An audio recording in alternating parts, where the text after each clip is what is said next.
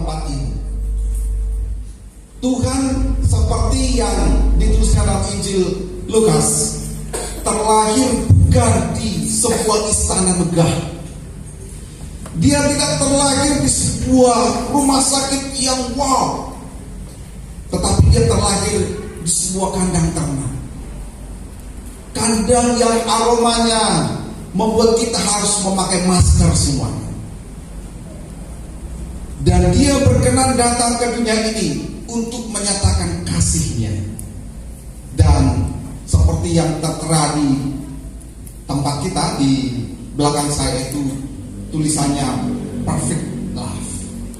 Inilah kasih sempurna yang akan saya bagikan di tengah-tengah kita pada perayaan Natal Cikaia Sadai Maya.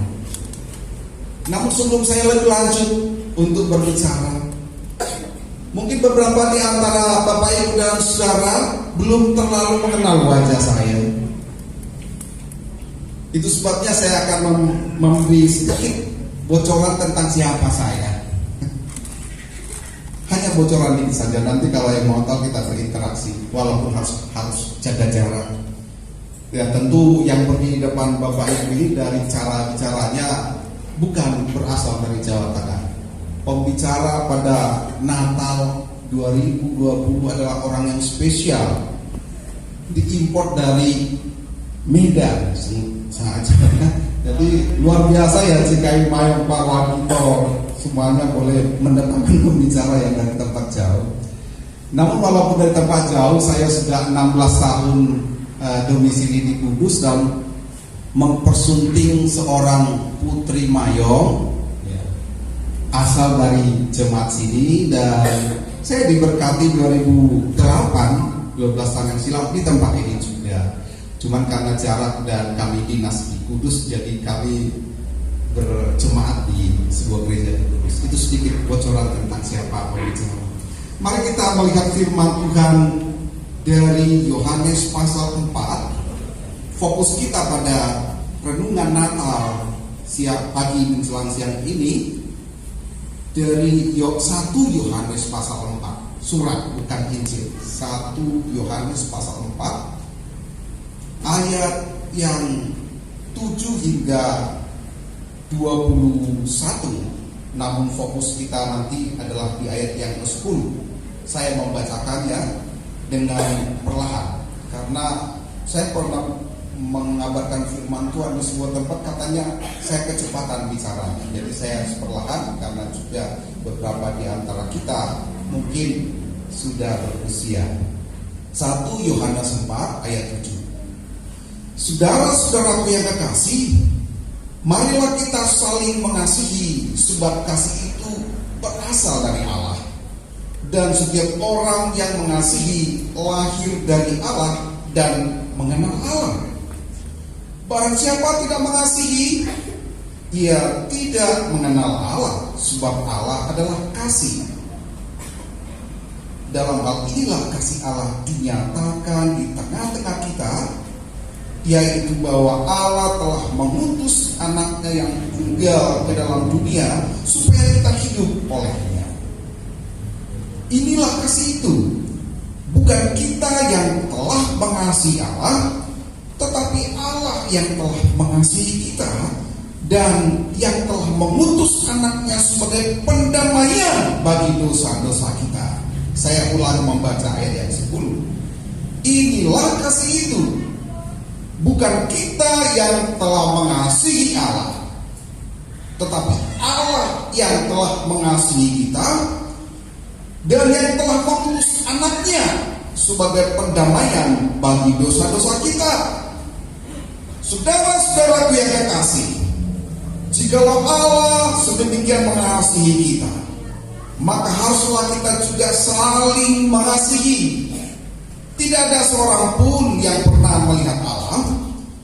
Jika kita saling mengasihi, Allah tetap di dalam kita dan kasih-Nya sempurna di dalam kita. Demikianlah kita ketahui bahwa kita tetap berada di dalam Allah dan Dia di dalam kita. Ia telah mengaruniakan kita mendapat bagian kesaksian dalam rohnya. Dan kami telah melihat dan bersaksi bahwa Bapa telah mengutus anaknya menjadi juru selamat dunia. Barang siapa mengaku bahwa Yesus adalah anak Allah, Allah tetap berada di dalam dia dan dia di dalam Allah. Kita telah mengenal dan telah percaya akan kasih Allah kepada kita. Allah adalah kasih, dan barang siapa tetap berada di dalam kasih, ia tetap berada di dalam Allah, dan Allah di dalam dia. Dalam hal inilah kasih Allah sempurna di dalam kita, yaitu kalau kita mempunyai keberanian percaya pada hari penghakiman, karena sama seperti dia, kita juga ada di dalam dunia ini. Di dalam kasih tidak ada ketakutan. Kasih yang sempurna melenyapkan ketakutan, sebab ketakutan mengandung hukuman, dan barang siapa takut, ia tidak sempurna di dalam kasih. Kita mengasihi karena Allah lebih dahulu mengasihi kita. Jikalau seorang berkata, "Aku mengasihi Allah," dan ia membenci saudaranya, maka ia adalah pendusta. Karena barang siapa tidak mengasihi saudaranya yang dilihatnya, tidak mungkin mengasihi Allah yang tidak dilihatnya.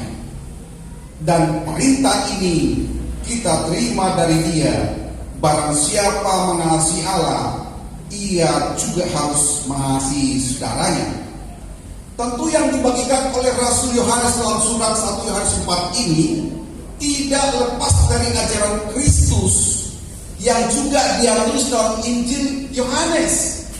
Di sana juga disebutkan ada dua hukum kasih, yaitu mengasihi Allah dengan segenap hati, dengan segenap kekuatan, akal budi, dan mengasihi sesama manusia, sesama kita, seperti kita mengasihi diri kita sendiri.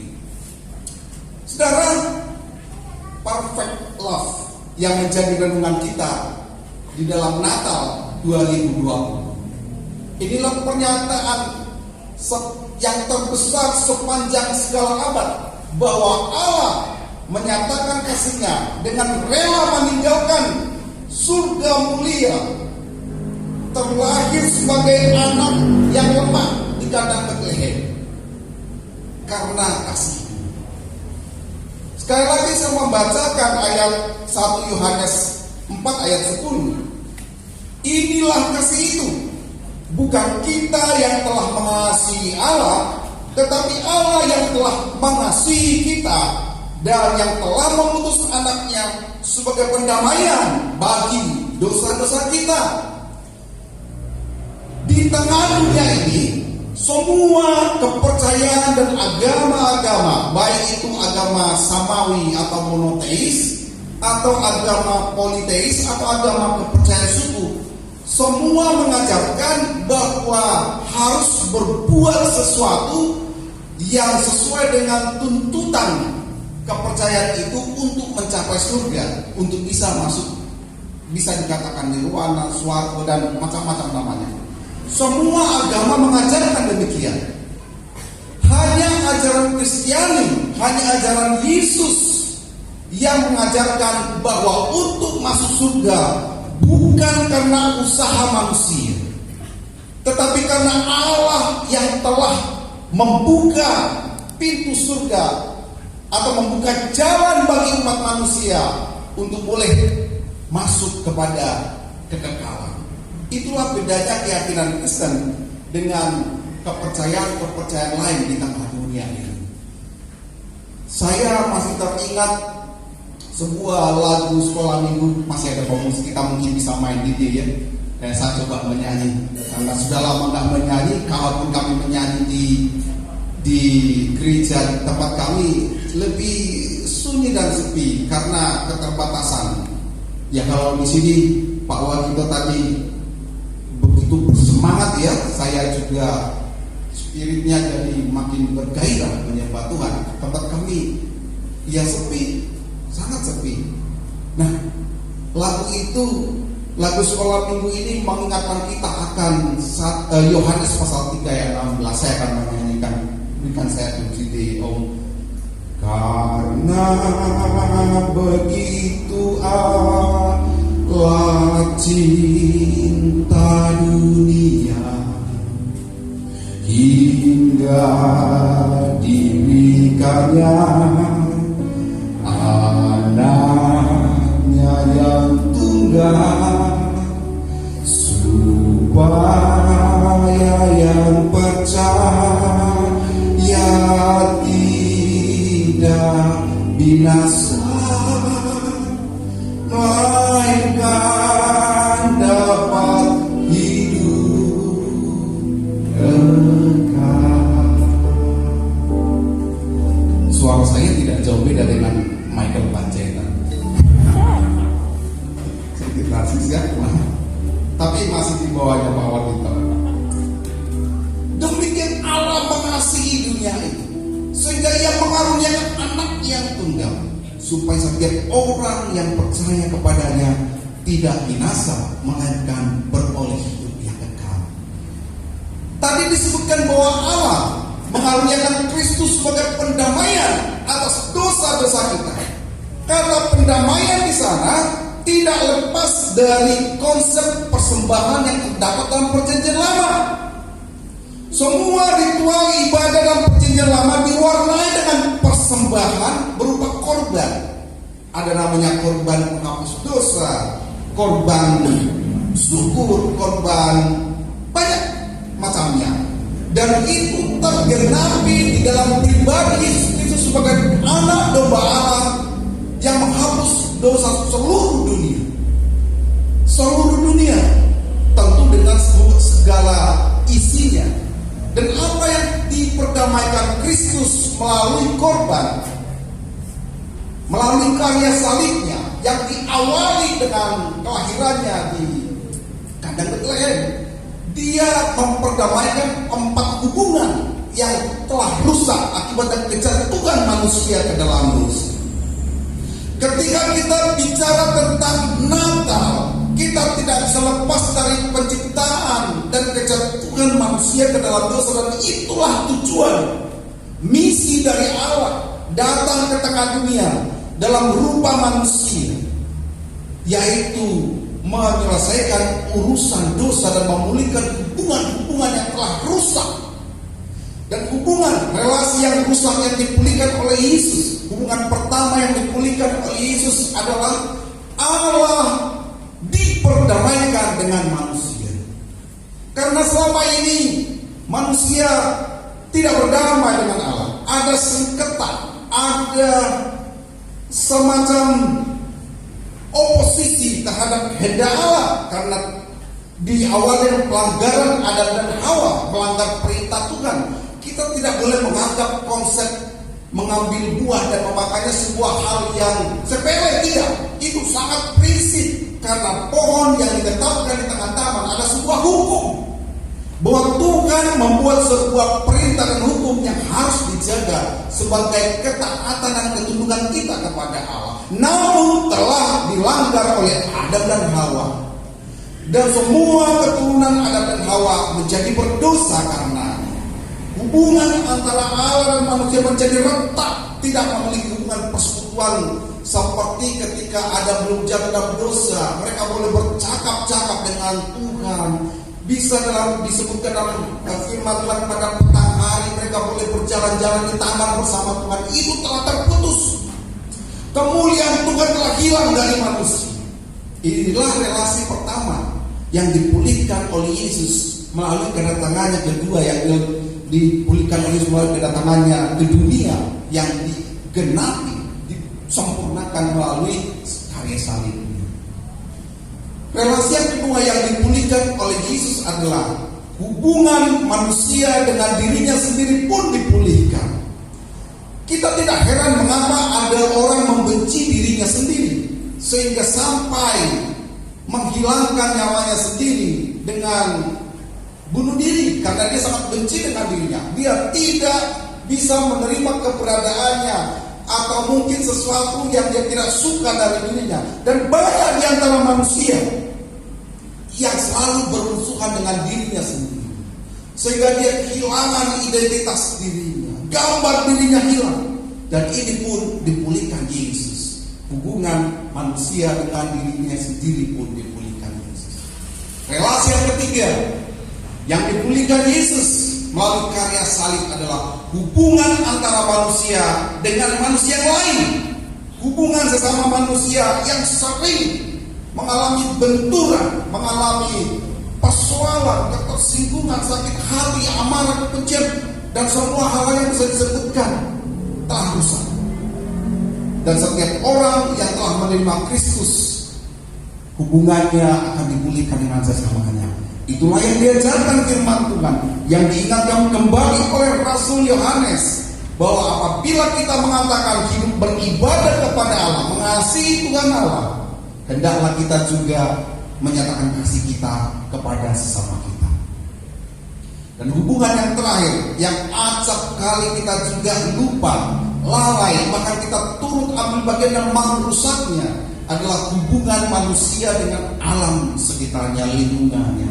Bagaimana tidak kita mengotori bumi dengan sampah plastik, kita tidak peduli dengan lingkungan sehingga terjadi banjir, dengan polusi yang begitu membuat kita, ya mungkin salah satu penyebab kita harus bermasker saat ini adalah karena kita tidak ramah terhadap lingkungan, telah mengotak-atik lingkungan, hewan-hewan atau molekul-molekul kimia di otak-atik di laboratorium sehingga bermutasi dan membuat kita harus bermasker. Karena kita tidak bertanggung jawab dalam memelihara bumi.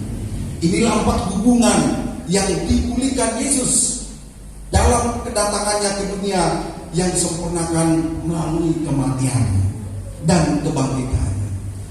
Bapak, Ibu, dan saudara yang kasih oleh Tuhan, saya hanya fokus pada 3 aspek utama di dalam surat 1 Yohanes pasal 4, di mana Yohanes mendorong kita untuk memperlihatkan kasih.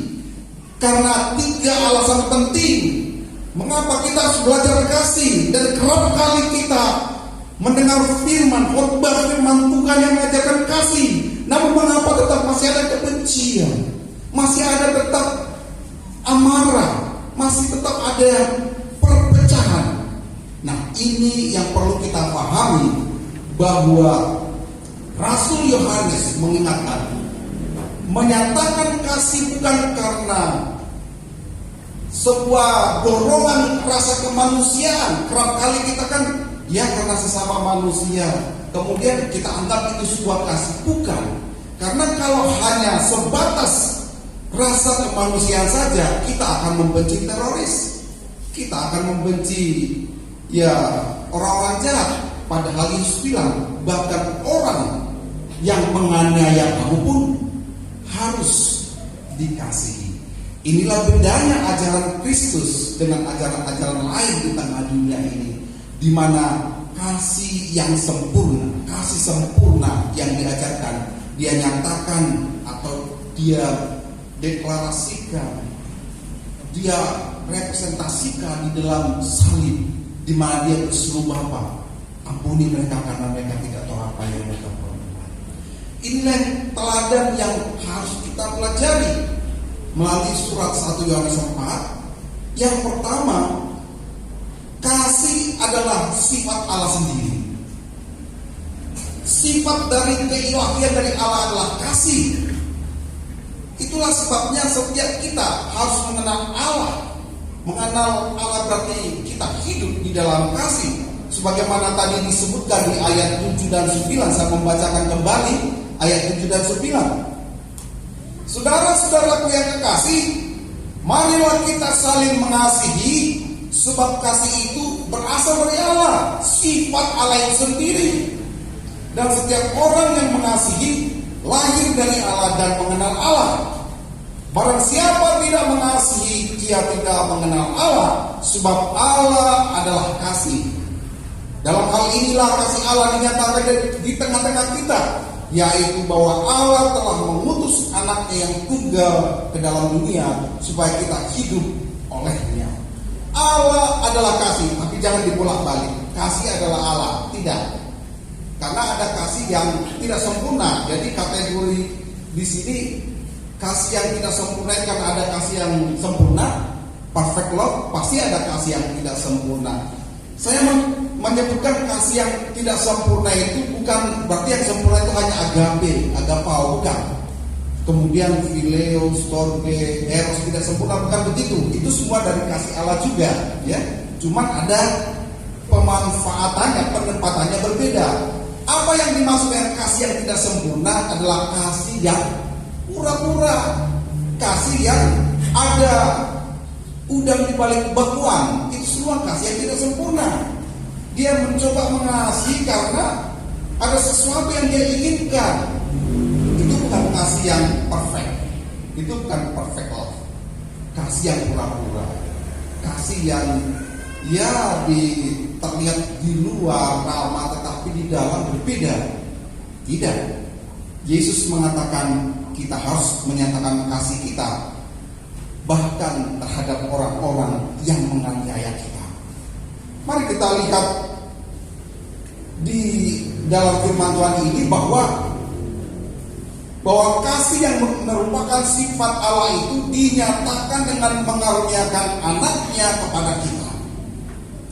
Tidak ada pemberian yang lebih besar, yang lebih dahsyat daripada Allah mengaruniakan anaknya menjadi penebusan, pendamaian bagi dosa-dosa kita. Tidak ada lagi gift, tidak ada lagi sebuah hadiah yang lebih besar daripada Kristus yang dihadiahkan menjadi substitusi, pengganti bagi kita. Yang seharusnya kita lagi dihukum karena dosa-dosa kita, tetapi kita digantikan oleh Kristus. Inilah patut kita syukuri, karena di dalam kepercayaan di tengah dunia ini, orang akan berusaha untuk mencapai surga dan kekekalan dengan amal saleh, dengan perbuatan baik, dengan berbagai kebajikan. Dan apabila itu memenuhi standar iman yang mereka imani kepada Tuhan mereka ya semoga bisa masuk surga. Kemudian ada ukuran-ukuran tertentu seseorang bisa masuk surga apa harus dihukum di neraka. Dan konsep seperti ini tidak kita kenal dalam Kristen, karena keselamatan adalah anugerah dalam hadiah yang diberikan Yesus kepada kita. Dan justru karena kita diselamatkan, kita harus berbuat baik. Kita harus menyatakan kasih kepada semua orang, bahkan orang yang memusuhi kita. Kita mengambil bagian di dalam sifat Allah ini. Jikalau sifat Allah adalah kasih, kita harus memiliki bagian di dalam mengasihi sebagai representasi Allah, sebagai wakil Tuhan di tengah dunia ini untuk menyatakan kasihnya kepada sekalian makhluk. Saya mengingat sebuah lagu-lagu lama sih ya. Nanti semoga bisa mengikuti musisi kita mengiringi saya nyanyi kembali bahwa tanpa kasih Allah yang kita nyatakan, burung pun tidak akan berkicau katanya. Saya nyanyikan ya kembali ya. Dia tinggalkan surga mulia. Tahu Bapak Ibu lagunya? Sangat lama ya. Dia tahu tujuannya,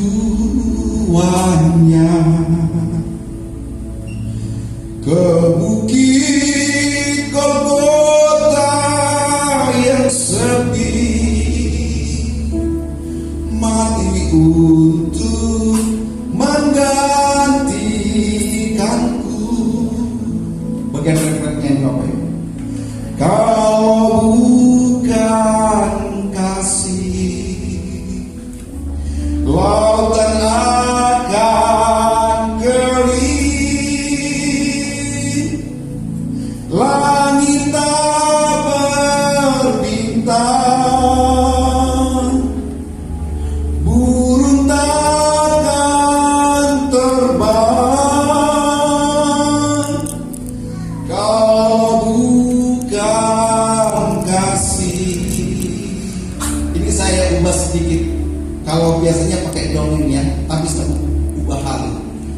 Sorganya halu, tiada sukacita kalau bukan kasih. Jangan pernah membayangkan Bapak Ibu, sorga itu hanya ada halusinasi dengan iming-iming atau janji bidadari sekian puluh. No, itu halu. Karena untuk surga hanya kasih. Karena kasih karunia Allah kamu diselamatkan oleh imanmu kepada Kristus, bukan karena perbuatan amal soleh, kebaikan, sedekahmu, bukan. Kita memang harus berbuat kebaikan karena kita adalah warga kerajaan surga. Jadi Bapak Ibu dan Saudara yang ada di tempat ini memiliki kewarganegaraan ganda. Kita warga negara Indonesia, ada catatan melalui KTP kita, ada NIK kita ya, nomor induk kependudukan. Tetapi di atas semuanya, melampaui kepemerintahan di bumi ini, kita juga warga negara surga karena Kristus, karena kasih-Nya. Berikan kemuliaan bagi Tuhan. Jangan pernah ragu, kalau kita adalah warga kerajaan surga, sudah ada jaminan bahwa setiap orang yang telah menerimanya diberinya kuasa menjadi anak-anak Allah karena kasih sempurna yang telah kita terima. Bapak Ibu dan Saudara, hal yang kedua dari pesan Rasul Yohanes yang telah kita baca tadi adalah oleh sebab Allah mengasihi kita, maka kita yang sudah mengalami kasih, pengampunan dan pertolongannya wajib menolong orang lain, meskipun untuk itu kita harus berkorban secara pribadi. Nah, inilah yang disebutkan oleh Rasul Yohanes. Jangan kamu kira dan mengatakan aku mengasihi Allah tetapi membenci saudaranya. Itu adalah kasih yang tidak sempurna, kasih yang pura-pura. Tanda dan bukti kita mengasihi Allah di ayat 20 dan 21 katakan kita wajib mengasihi saudara-saudara kita, dan walaupun untuk kita harus berkorban, walaupun untuk itu kita harus makan hati gitu kira-kira ya Bapak Ibu ya. Makan hati itu ya bisa membuat asam aurat mungkin ya. Makan hati, kita harus emosi kita termakan juga, dan semuanya rasanya kita gimana ya, sudah tahu maksud saya. Kalau kita di dalam sudah kita nyatakan kasih kita, perbuatan-perbuatan yang kita tunjukkan sesuai dengan perintah Kristus, malah kita dibalas dengan air susu dibalas dengan air tuba gitu ya. Rasanya pernah mengalaminya Bapak Ibu ya. Nah, dan untuk itu kita harus berkorban. Dan itulah yang Yesus bilang, setiap pengikutnya, setiap murid-muridnya harus memikul salibnya dan mengikut Dia.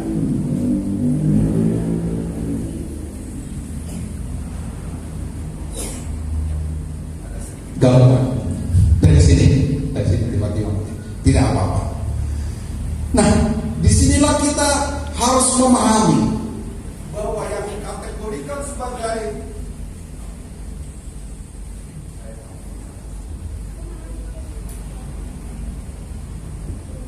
bahwa yang dikategorikan sebagai kasih sempurna harus diwajibkan dengan pengorbanan, diwajibkan memikul salib dan mengiring Yesus. Setiap orang yang memangku salibnya, harus bersedia dieksekusi. Kita tahu beberapa waktu yang lalu, hanya beberapa minggu yang lalu, ada anak-anak Tuhan di daerah Sigi ya, Sulawesi Tengah.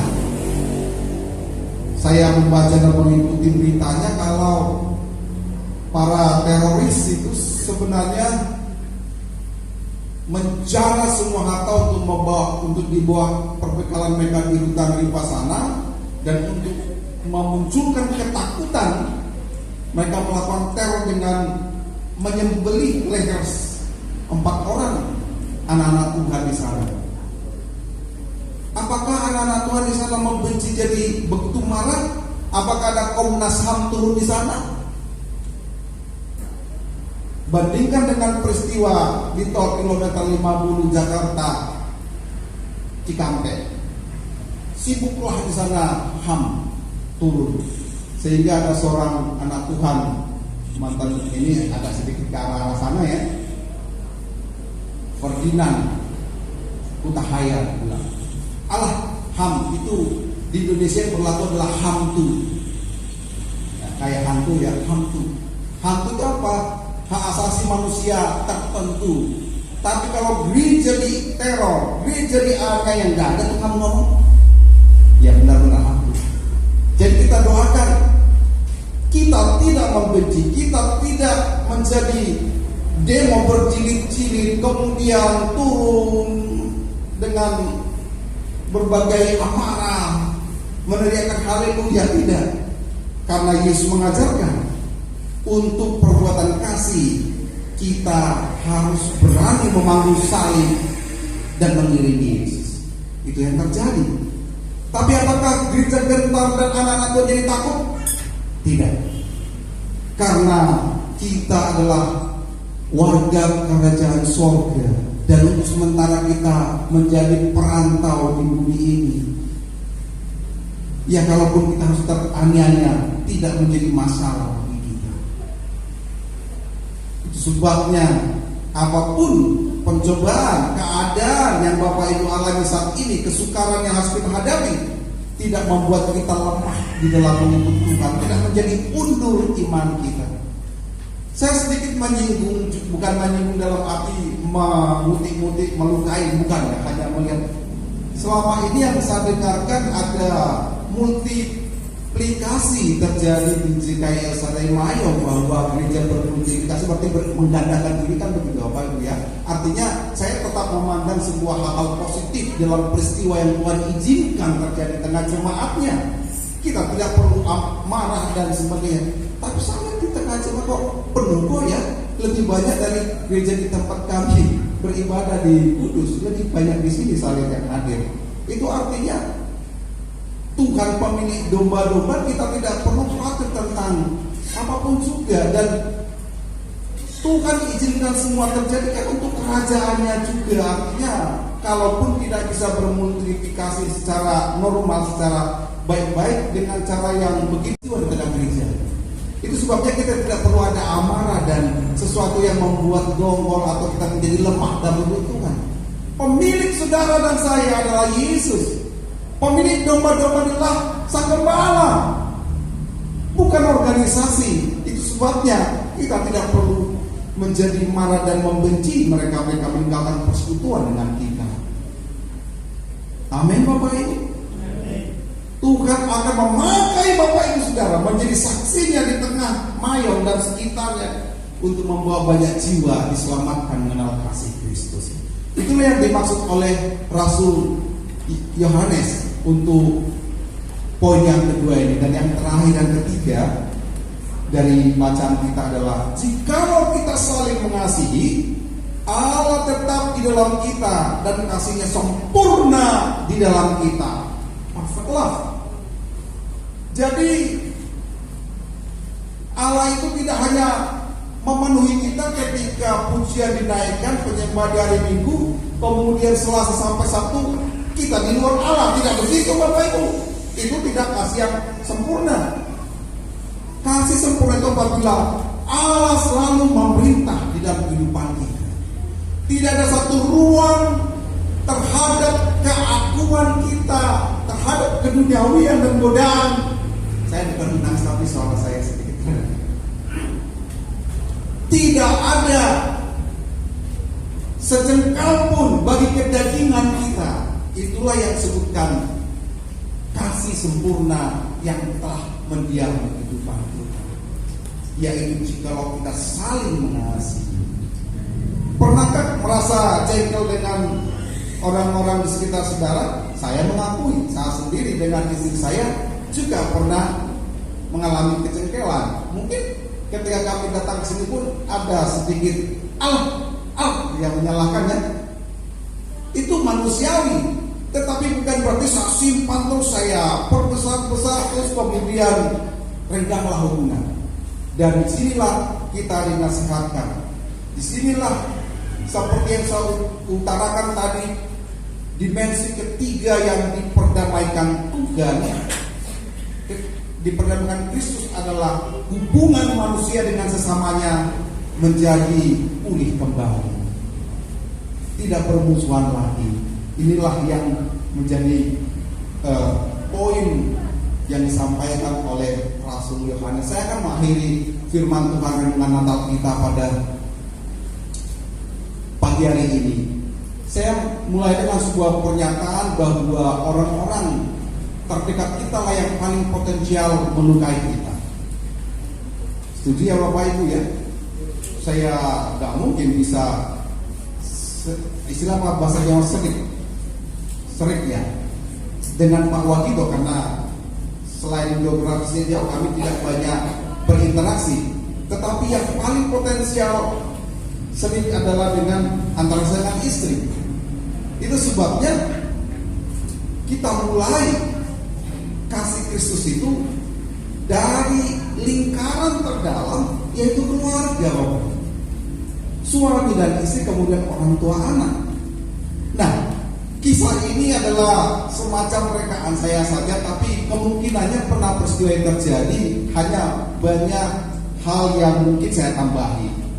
Peristiwanya gini Bapak Ibu, seorang ibu buruk rupa dengan putri cantiknya. Tadi saya harus memuji bahwa penari-penari tamborin kita adalah putri-putri cantik. Tadi tampilan mereka dari sangat menyentuh ya. Berikan kemudian kami Tuhan juga. Mereka mempermuliakan Tuhan karunia dan talenta yang Tuhan bagi mereka. Jadi ibu buruk rupa ini memiliki putri cantik yang sudah beranjak remaja menjelang dewasa. Ya sebut aja dia masuk SMA lah ya. SMA pada pertumbuhan paling pesat dan kehidupannya. Dan dia memiliki pergaulan dengan teman-teman yang ya high class juga ya, berkelas lah kira-kira gitu. Tapi yang menjadi ganjalan di dalam pikiran si gadis putri cantik ini adalah jangan sampai teman-teman saya minta mampir ke rumah saya, karena saya akan sangat malu, karena saya memiliki ibu sangat buruk rupa, kayak monster, buruk rupanya. Sehingga si anak gadis ini selalu berusaha agar teman-temannya menemui dia di depan pagar, tidak masuk ke rumah, dan dia akan selalu mengatai ibunya, "Mama, jangan sering-sering keluar dari rumah, di rumah saja. Kalau keluar rumah ya pakai masker yang tertutup semuanya gitu hanya." Ya, itu hanya salah saja. Tapi teman-teman si gadis cantik ini sangat penasaran. Ya, saya tidak harus menyebutkan namanya siapa. Tolong dong kita mampir rumahmu. Selama ini kan kita bisa belajar di rumah kami, di rumah teman si Anu, kita belajar bersama, kita mabar dan sebagainya. Tapi ke rumahmu kok kita belum pernah mampir. Jangan. Si anak gadis cantik ini bilang jangan. Rumahmu bagus kok, tapi kok enggak. Sekali-kali di rumahmu kita belajar bersama, jangan. Tapi teman-temannya begitu penasaran dan melakukan kejutan, membuat kejutan. Mereka datang tiba-tiba, ya beberapa gadis-gadis teman dia mampir di rumah. Dan mereka duduk di ruang tamu, sehingga si anak gadis ini bilang, "Jangan keluar-keluar ya, di dalam saja." Kemudian ternyata si ibu ini lintas, terlihat oleh teman-temannya si gadis cantik ini, dan wajahnya menakutkan, buruk rupa. Kemudian teman-temannya itu bertanya, "Itu siapa? Ibu yang tadi yang kemudian si ibu itu muncul dan membawa minuman, silakan minum nak," gitu ya. "Itu siapa?"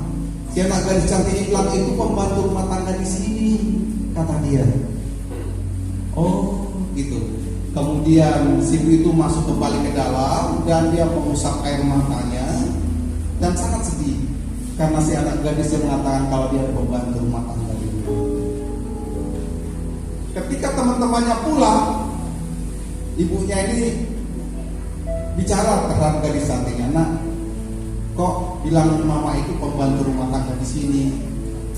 "Iya sih mama, keluar-keluar udah saya bilang jangan keluar-keluar. Saya malu teman-teman." Gitu ya. "Sini," kata mamanya, "saya jelaskan mengapa ibu buruk rupa seperti yang kamu lihat saat ini. Dulu mama cantik persis seperti kamu aja, cantik sekali. Tapi suatu peristiwa ketika masih kecil, masih dalam ayunan, terjadi sebuah peristiwa yang merugikan bukan hanya harta benda kita, bahkan papamu sendiri pun harus mengalami musibah dengan membuat dia kehilangan nyawanya. Ketika rumah kita terbakar," kata mamanya, "kami sudah berlari keluar rumah untuk menyelamatkan diri, tetapi kamu masih ada di dalam kamar. Kamu sudah dikepung oleh api sekeliling." Tapi mama tidak berpikir panjang. Mama lari menerobos api, meraih kamu dan merangkul kamu sedemikian erat. Tetapi api berkobar membakar semua pakaian mama dan membakar 80% tubuh mama. Muka mama hancur semuanya kebakar oleh api. Tetapi kamu tidak cacat sedikit pun karena mama dekat dengan erat dan memadamkan setiap api yang mencoba membakar diri. Itulah sejarah mengapa mama buruk rupa. Dan kita tinggal dalam kesederhanaan ini. Saya membesarkan kamu menjadi gadis cantik, dan sekarang kau mengatakan saya adalah pembantu rumah tangga di rumah. Saat itu sang gadis cantik ini memeluk mama yang berdoa, mengatakan, "Maafkan saya, Ma. Saya telah menduga, tidak berani menganggap engkau sebagai mama saya, karena saya tidak tahu cintamu yang demikian sempurna membuat saya menjadi gadis cantik." Mari kita tunggu.